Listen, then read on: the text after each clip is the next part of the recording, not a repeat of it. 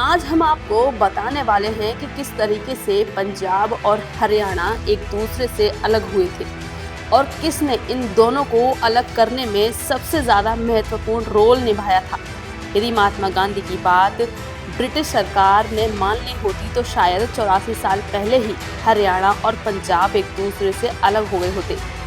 1931 में हुई दूसरी गोलमेज कॉन्फ्रेंस में महात्मा गांधी ने हरियाणा और पंजाब को अलग करने की बात सबके सामने रखी थी, जिसके बाद कॉन्फ्रेंस में पंजाब के गृह सदस्य ने कहा था कि अंबाला डिवीजन इत्तेफाक से पंजाब में ही मिला हुआ है, इसे अलग कर देना चाहिए, जिस पर महात्मा गांधी ने तुरंत अपनी सहमति जताते हुए हाँ कर दिया था और कहा था कि जल्द से जल्द इस विवाद को खत्म कर देना चाहिए।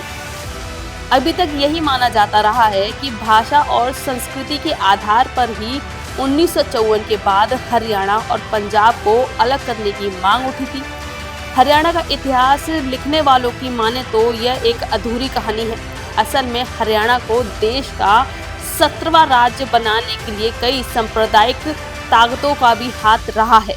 बात है 1926 की। तब रोहतक जिले के एक गांव में रहने वाले सदर पीरजादा मोहम्मद हुसैन अखिल भारतीय मुस्लिम लीग के लिए काम करते थे और 1928 को दिल्ली मुस्लिम लीग के अधिवेशन में हुसैन ने जोरदार तरीके से पंजाब को हरियाणा से अलग करने के लिए दिल्ली में मांग उठाई थी।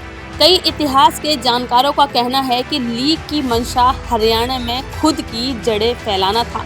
पंजाब में मुस्लिम लीग पनप नहीं पा रहा था और हरियाणा के लिए नेताओं ने वहां के कुछ मुसलमान नेताओं के साथ मिलकर एक यूनियनिस्ट पार्टी बना ली थी। इसके बाद ये नई पार्टी लीग के रास्ते का एक बड़ा रोड़ा बन गई थी। यदि हरियाणा अलग प्रांत बनता तो लीग हरियाणा के मुसलमानों को हिंदू यूनियनिस्टों से अलग कर अपने में मिला लेती और बस इस तरीके से उसे दिल्ली में अपनी जड़ों को मजबूत करने के लिए एक बेहतर अवसर भी मिल जाता।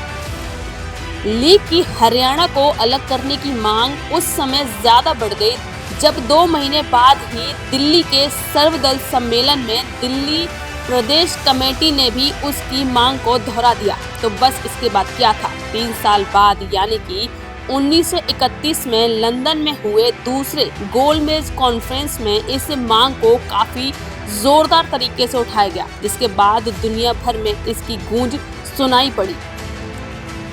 ऐसे कई किरदार हैं जिन्होंने पंजाब और हरियाणा को अलग करने में काफी महत्वपूर्ण भूमिका निभाई थी, जिसमें राष्ट्रवादी नेता कांग्रेस के तत्कालीन अध्यक्ष डॉक्टर पट्टाभी सिद्धरामैया, इसके साथ ही पंजाब से मास्टर तारा सिंह, संत फतेह सिंह समेत कई अनेक नेताओं ने दोनों ही राज्य को अलग करने के लिए एक महत्वपूर्ण भूमिका निभाई थी।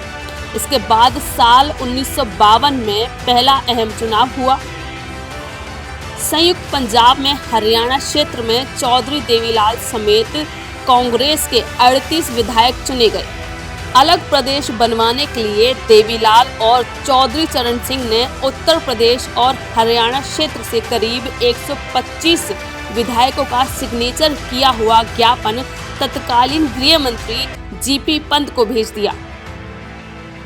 इसके बाद भारत की संविधान सभा में चौधरी रणवीर सिंह, नेकी राम शर्मा और श्री राम शर्मा समेत कई दिग्गज लोगों ने हरियाणा की मांग को और ज्यादा आगे रखा। वहीं दूसरी तरफ पंजाब में पंजाबी प्रांत की मांग को लेकर संत फतेह सिंह ने 16 अगस्त 1965 को आमरण अनशन की घोषणा कर दी और आत्मदाह करने की भी धमकी दी, जिसके बाद 23 अप्रैल 1966 को दोनों राज्यों के अलग अलग गठन के लिए पंजाब सीमा आयोग का गठन किया गया और फिर तत्कालीन प्रधानमंत्री इंदिरा गांधी ने 12 जून 1966 को रेडियो से हरियाणा को एक अलग राज्य के रूप में घोषित कर दिया। तो बस इसके बाद 1 नवंबर 1966 को हरियाणा का गठन कर दिया गया।